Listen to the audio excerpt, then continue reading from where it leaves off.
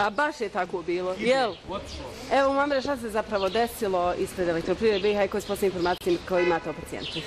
Pacijent inicijala FH, rođen 1946. godine, primljen je na kliniku urgentne medicine gdje mu je ukazana ljekarska pomoć. Pacijent je primljen sa ustrelnom ranom u predjelu desne strane grudnog koša i prostrelnim ranama desne natkoljenice. Nakon što mu je ukazana ljekarska pomoć, pacijent je upućen na dalje liječenje na kliniku za abdominalnu kirurgiju, a svakako da ćemo više informacija o stanju pacijenta imati i u narednim satima. Hvala. Drži se.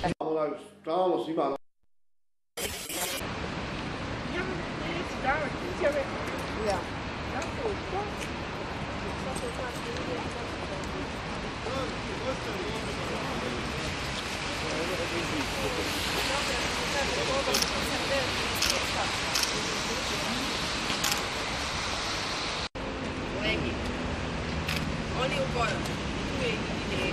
I on govori, Neđe nije dao više informacije, a što ona Neđe ne kaže? Pa ja, vidio se oni ovamo.